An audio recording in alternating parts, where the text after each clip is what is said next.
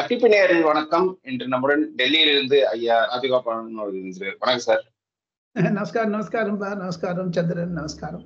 இப்போ ரீசெண்டா ஒரு ஆங்கில ஊடகம் நடத்திய ஒரு கருத்து கணிப்புல 2026 கூட்டணி ஆட்சி தான் வரும் அப்படின்ற மாதிரி ஒரு தகவல் வந்திருக்கு. எப்படி பாக்குறீங்க தமிழ்நாடு அரசியல் களத்தை?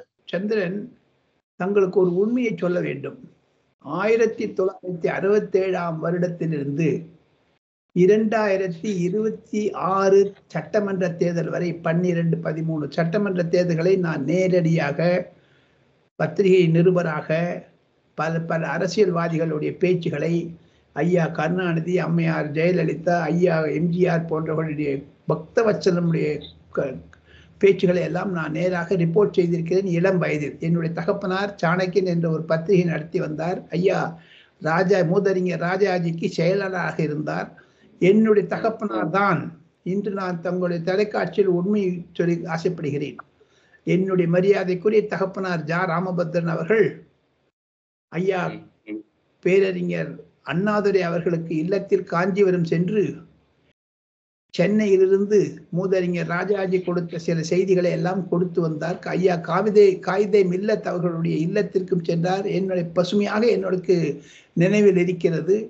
என்னுடைய மரியாதைக்குரிய தகப்பனார் SS மாரிசாமி என்ற சுதந்திர கட்சியுடைய பொதுச் செயலாளர் கூட போவதெல்லாம் நான் அதனால தான் திமுக அரசை தமிழகத்தில் காங்கிரஸை நீக்கியது, காங்கிரஸ் முக்த் தமிழ்நாடு ஆக்கியது மூதறிஞர் ராஜாஜி தான் என்ற ஒரு பெருமையை அவருடைய பெயரில் என்ன இருப்பதனால் நானும் பெருமை அடைகிறேன். காரணம், என் தகப்பனார் செய்த தமிழகத்திற்கு செய்த ஒரு மாபெரும் சாதனை. அந்த தொடர்ச்சியில் இருந்து பார்த்தால் நான் ஒரு ஆங்கில தொலைக்காட்சிக்கு ஆலோசகராக இருக்கிறேன்.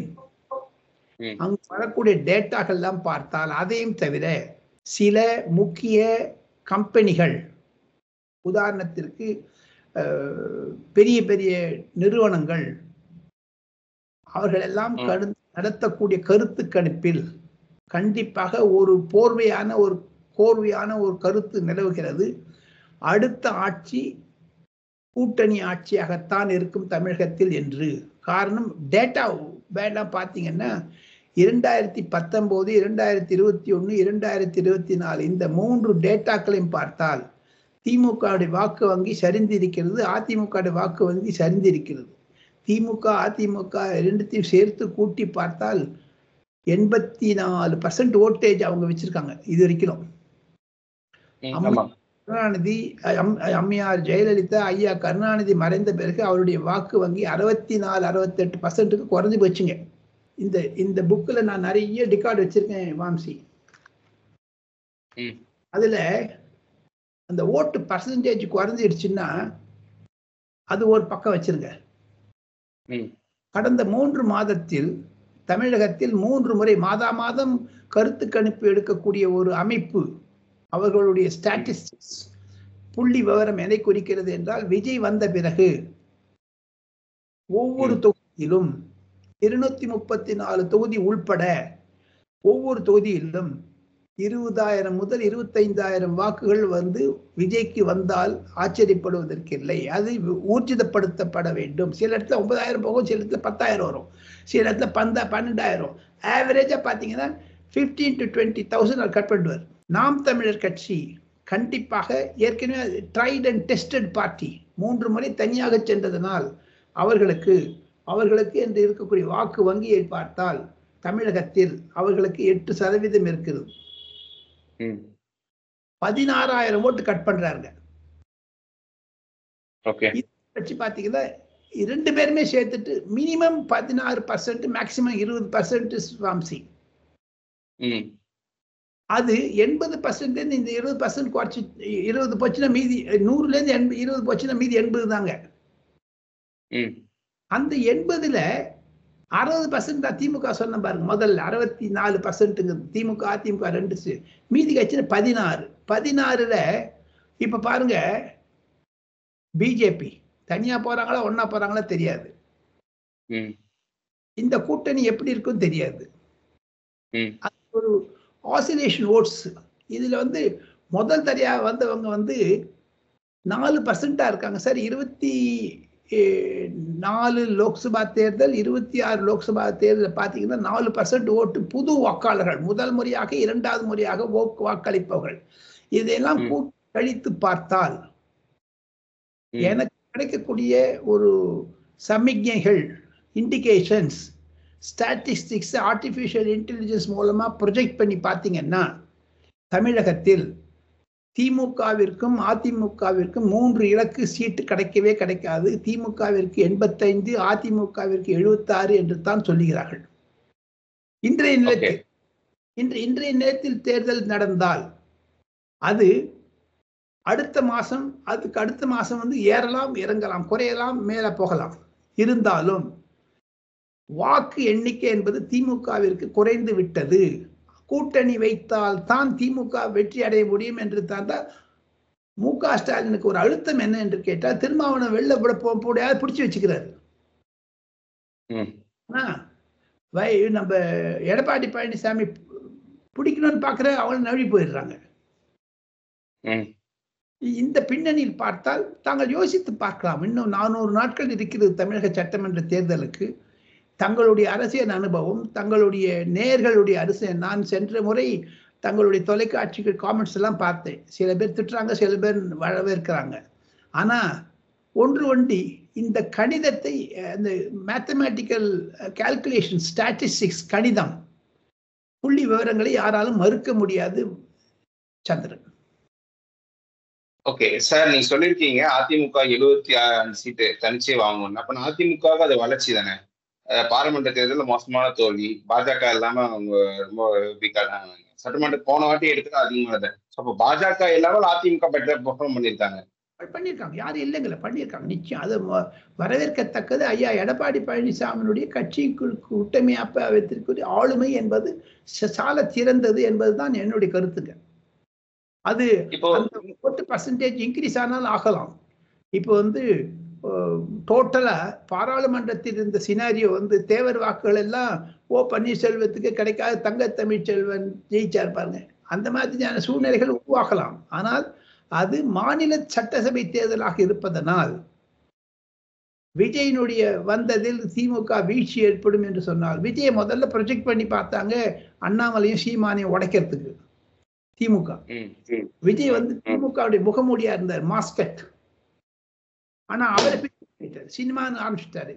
ஆதவ் அர்ஜுனாவுக்கு யாருங்க ஆதவ் அர்ஜுனா? நான் அரசியல் தெரிஞ்சது அவரெல்லாம் கண்டுக்கவே மாட்டேங்க. யாருன்னு நான் கண்டது கே ராஜாராம், மனோகரன், அதை தவிர நெடுஞ்செழியன் அவர்கள், மதியழகன் அவர்கள், பாவு சண்முகம் எல்லாம் நான் பார்த்துருக்கேன். நட்ராஜன், இவங்கெல்லாம் ஒரு பெரிய தமிழக சத்தியவாணி முத்துவுடன் நான் நன்றாக பழகி இருக்கிறேன். இந்த பக்கம் பார்த்தீங்கன்னா நிறைய கே.ஏ. மதியழகனுடைய பிரதர் கே.ஏ. கிருஷ்ணசாமி நல்ல இங்கிலீஷ் பேசுவாங்க. டெல்லிக்கு வந்தா என்னை பார்க்க போக மாட்டாங்க. அப்படி பார்க்க போனே பழனிவேல் தியாகராஜன், அவன் மாதிரி டால் லீடர்ஸ்லாம் இருந்திருக்காங்க சார். அதெல்லாம் வச்சுட்டு இப்போ ஆதவ் அர்ஜுனா அவரை வச்சுட்டு விவாதம் பண்ண அவங்கெல்லாம் அவர்தான் ஓட்டு சரி வந்து அவர் என்ன தமிழக அரசியல் தலைவரா? சீமானே அவர் பிள்ளை பூச்சி எடுத்து வயத்துல கட்டிட்டாருன்னு தெரியல. பணத்திற்காகவா, மரியாதைக்காக, தலித்துக்காக, எதற்காக கூப்பிட்டார் அவரு? அதை பத்தி ஆராய்ச்சி செய்ய வேண்டுமாங்க. சோ இதெல்லாம் வச்சு பாத்தீங்கன்னா தமிழகத்தில் இருக்கக்கூடிய திமுக அதிமுக ஓக்கு வண்டி எப்படி இருந்தாலும் தமிழகத்தில் கூட்டணி ஆட்சித்தான் இருக்கும் என்பதுதான் சிலருடைய கருத்து. அதுதான் சட்ட இது புள்ளி ரீதியாக வெளிப்படுவது என்று சொல்லிக்கொண்டு தாங்கள் அடுத்த கேள்வி கேட்கலாம். இத்துடன் நான் முடித்துக் கொள்ளலாம் என்று நினைக்கிறேன். குளிர் ஆரம்பிச்சு கடைசியா ஒரு கேள்வி சார். திரு ஈ.வி.கே. இளங்கோவன் காங்கிரஸ் மூத்த தலைவர் இந்த வாரம் அவர் காலமானாரு. அவர் காலமானதை தொடர்ந்து ஈரோடு கிழக்கு இடைத்தேர்தல் வரும். அந்த இடைத்தேர்தல்ல பாஜகவின் வியூகம் எப்படி இருக்கணும்னு நினைக்கிறீங்க? பல பேர் அண்ணாமலை கண்டெஸ்ட் பண்ணணும்னு சொல்றாங்க. உங்களுடைய பார்வை என்ன சார்? அதுக்கு மத்திய பாஜக தலைமை தான் அனுமதி தர வேண்டும். ஒன்று, சட்டமன்றத்திற்கு இன்னும் 1 வருடம் தான் பதவி இருக்கிறது. ஆக மொத்தம் திமுகவிற்கே காங்கிரஸ் விட்டு கொடுத்தாலும் ஆச்சரியப்படுவதற்கு அந்த சூழ்நிலையில் பார்த்தால் அண்ணாமலையை மத்திய பாஜக கண்டெஸ்ட் பண்ண விடமாட்டார்கள் என்பதுதான் என்னுடைய கருத்து. 1 வருஷத்துக்குள்ள ஷார்ட் ரன்ல போய் ஒரு 5 கோடி 10 கோடி செலவிச்சுட்டு அவர் எம்எல்ஏ ஆனப்போ திருப்பி வந்துட்டு ஒரு 2 ரீசன்ஸ் இருக்குங்க. நிச்சயம் ஆளுங்கட்சி திமுக தான் வெற்றி பெறுங்க. காங்கிரஸை விட்டு கொடுத்துட போறாங்க. திமுக தான் போட்டியிட போகுது. இல்ல காங்கிரஸ் போட்டிக்கிட்டா கூட அங்கு அண்ணாமலை நின்றாருன்னா அதிமுகவுடைய நிலைப்பாடு என்ன இருக்கும்? ஜெயிப்பாங்களா தோப்பாங்களா? அது அண்ணாமலைக்கு ஒரு சரிவு ஏற்படுது. அது 2026 திமுக கூட்டணிக்கு எதிரான ஒரு பிம்பத்தை உருவாக்குவதற்கு பாதகமாகத்தான் இருக்கும் என்றுதான் நினைக்கிறார்கள். இருப்பினும் ஒன்றாவது பார்க்கிறேன், மத்திய பாஜக அண்ணாமலைக்கு அனுமதி தராது என்பதுதான் என்னுடைய தனிப்பட்ட கருத்துங்க. இருந்தாலும் we have to wait and watch. எப்படி அதிமுக கூட்டணிக்கு இந்த தேர்தலே வாய்ப்பு இருக்கா? மீண்டும் அதிமுக வேட்பாளரை ஆதரித்து ஒரு காமன் கேண்டிடேட் ஃப்ரம் ஆப்போசிஷன் நோக்கி இப்போ வாய்ப்பு இருக்கா? ஒன்று கண்டிப்பாக வாய்ப்பு இருக்கிறது. அதற்காகத்தான் இப்போ அதிமுக பொதுக்குழு கூட்டத்திலும் சரி, அண்ணாமலையாருடைய பேச்சும் சரி பார்த்தால் கண்டிப்பாக ஈரோடு மனதில் வைத்துக் கொண்டுதான் அப்படி ஒரு நகர்வு நகைகிறது என்று நான் நினைக்கிறேன். அது 2026 சாதகமாகத்தான் அணியும்.